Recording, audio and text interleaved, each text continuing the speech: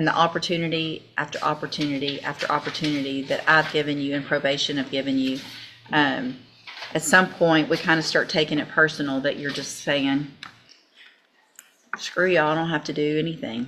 She's going to keep giving me probation. I'm going to come in, I'm going to write a nice note, take responsibility at the last minute. You've done none of that. You've done nothing that you're supposed to. You make me look like an idiot up here for giving you all of those chances. Good morning. You're Lamone Yeoman Jr. Good morning. And Mr. Yeoman was previously in court on probation for aggravated assault with a deadly weapon and also burglary of a building, and pled true to allegations in the motion to revoke those probations to counts 1, 2, 4, and 5. Does the state have any evidence with regard to the others, or are you ready to go forward? No, Your Honor, I'm just ready to go forward. And I've received and reviewed the updated pre-sentence report. Has everyone had an I opportunity? misspoke, Judge, on the, because I believe you pled true, not true to number 7, which is failing to report. I do want to address those. Okay. I'm sorry, I meant that on number 6, the new firearm case, nothing's been brought over, nothing's been filed, so I have no evidence to present on that count. Okay. Let me get that pulled up. You may proceed. Would you please? I'm sorry. Would you please raise your right hand? Do you swear or affirm the testimony you're going to give in this hearing will be the truth, the whole truth, and nothing but the truth? Yes. Thank you. It's Ms. Cole, right? Yes. And how long have you worked for probation? A year. And during your time with probation, have you supervised Lamone Yeoman Jr.? Yes, sir. And was he required to regularly report? Yes, sir. Were there times where he failed to regularly report? He reported one time on April 7th, and we didn't see him again. He reported on the 7th. You've not seen him since. Until he was arrested, yes, sir. So, is it safe to say that on April 11th of 2025, April 21st of 2025, April 30th, 2025, May 9th, 2025, June 6th, 2025, and July 7th, 2025, he did not report as required to see you or to the probation office? That is correct. Thank you. I'll pass witness. Any questions? I'm sorry, can you give me that date that he did report again? April 7th. April 7th. And have you were able to talk to him about the different reasons why he didn't report? I called him actually on his birthday, and I told him you have a warrant, and he told me because it was his birthday, he was not going to tell him. Are you aware of any time while he's, since his removal from safety, are you aware of any times where you may have called him or sent him text messages about a data report that he didn't get those messages? I called, I sent letters, and I called his mother. Okay. And his mother told me that he was aware of the warrant. This case starts like a lot of probation hearings. But you can already tell the judge is not in the mood for excuses today. The defendant isn't here on a first mistake. He's here after multiple chances, multiple violations, and now the court is deciding whether probation is officially over. And once a judge starts reviewing a history like this, things can go bad very fast. Let's watch what the probation officer says. I pass the witness.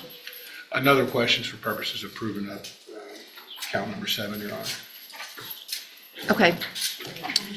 Any witnesses or information about count number 7? Oh, yeah. All right, then based on that testimony, I am going to find sufficient evidence to find count 7 true. All right, and so again, I've got the updated pre-sentence report, as well as there was a letter provided this morning. Mr. Nichols, have you had an opportunity to review the letter? It's I did from. not show it to Mr. Marcus. I'm going to take a look at that. Have y'all both had an opportunity to review the pre-sentence report update? We have, Your Honor. Yes, Your Honor, I have. Any additions or corrections to that report? Just a correction to the page 1, the bottom paragraph. It says that Mr. Yeoman was absconded from the aftercare program. He tells me he did not abscond. He was kicked out of that program. Okay. I guess being kicked out's better than being absconded. Anyway, all right. Anything else? That's what the PSI note. And it looks like there was cap of 8 years agreed in the aggravated assault case, and then just really open in that burglary of a building on the state jail to run concurrently, correct? Yes, Your Honor. Mr. Rojas, you may make argument. Thank you, Judge. The court knows from reading the PSI, Mr. Yeoman was in Safe P. He did successfully finish the first part of Safe P. The aftercare program is a part that he was kicked out of. He pled not true to count one as far as, I believe that counts as he was selling K2. What Mr. Yeoman tells me is that one of the roommates, one of his roommates in the aftercare was selling K2. All the roommates in that particular room were kicked out because the person selling did not claim ownership of the K2. So everybody in that room was kicked out. And that really just started the downfall for him on the probation judge, because at that point he was released from safety in Houston. He had to find transportation back to Port Arthur. He tells me the phone that he had, the phone number that the probation department had originally, he did not have that phone anymore. So when the messages were given to him to report, he wasn't able to because he didn't know about those. When he finally did get back to Port Arthur, he had trouble finding transportation. And that's when the new offenses came up in August, and as far as the possession and the weapon charge.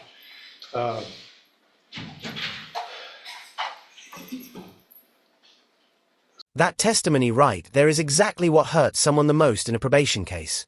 Not reporting, not answering calls, knowing there's a warrant, and still not showing up.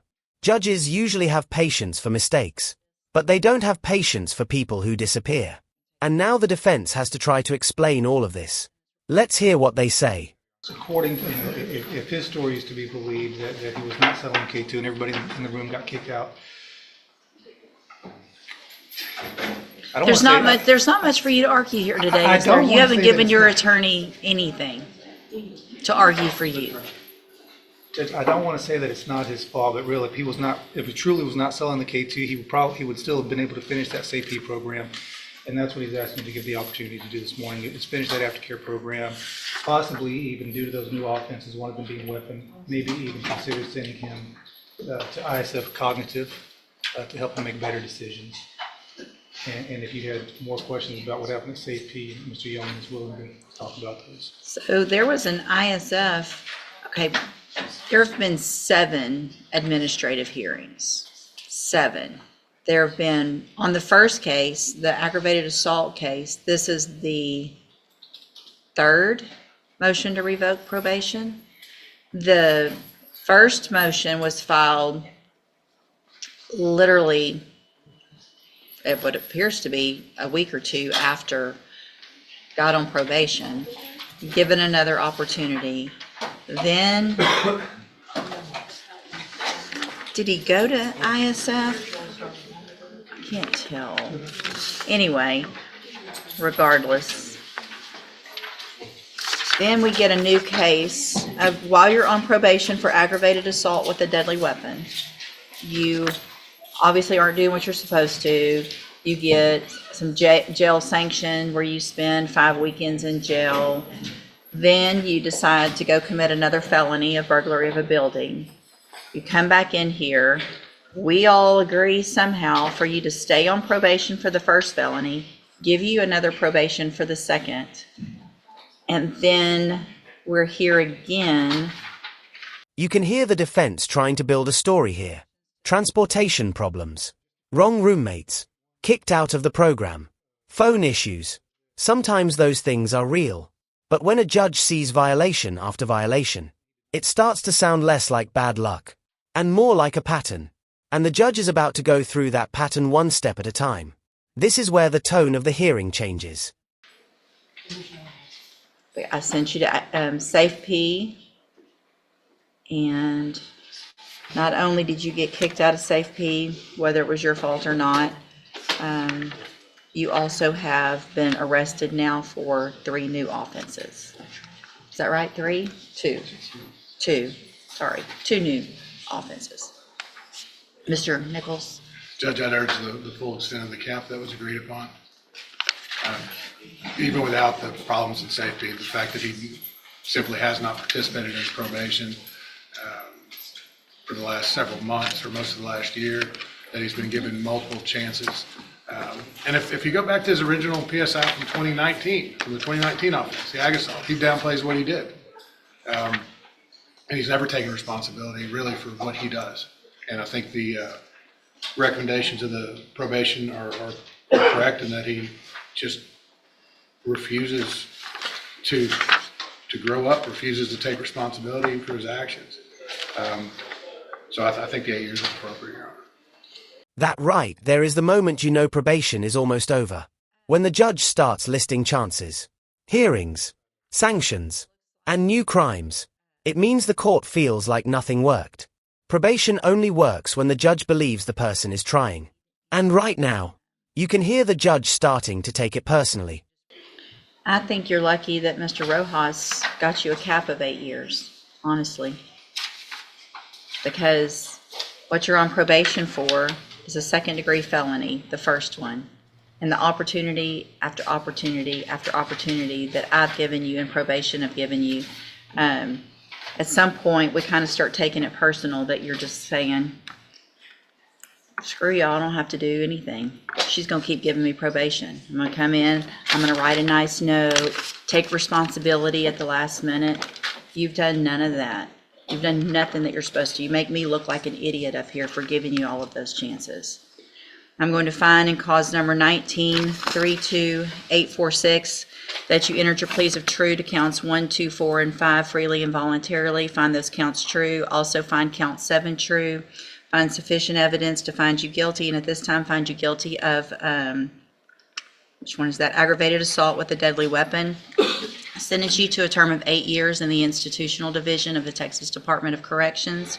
You will receive credit on that sentence for any time that you've been in custody that the law gives you the right to receive. In cause number 23, DCCR 1556, also find counts 1, 2, 4, 5, that you entered those pleas of true freely and voluntarily. Find those counts true.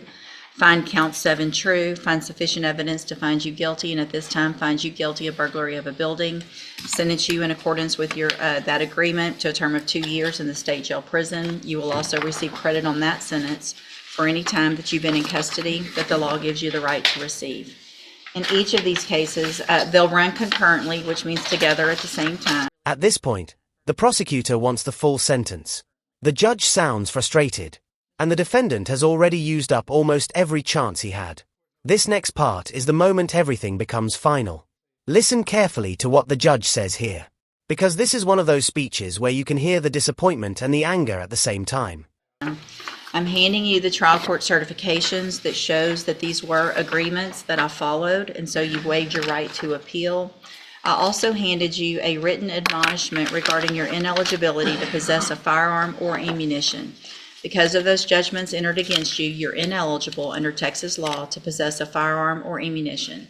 Possession of a firearm or ammunition could lead to charges against you. Firearm is a legal term, and you should read the written admonishment I provide you to see what devices qualify as a firearm. If you have questions about the laws that make you ineligible to possess a firearm or ammunition, or about how long that lasts, you can talk with Mr. Rojas. You can go back with the paper. Thank you, Your Honor. Thank you. 8 years. And the way the judge said it, you can tell this wasn't just about one violation. This was about every chance that came before it. Probation can save someone, but only if they actually use it. And in this case, the judge made it clear. After enough chances, the court stops believing the promises.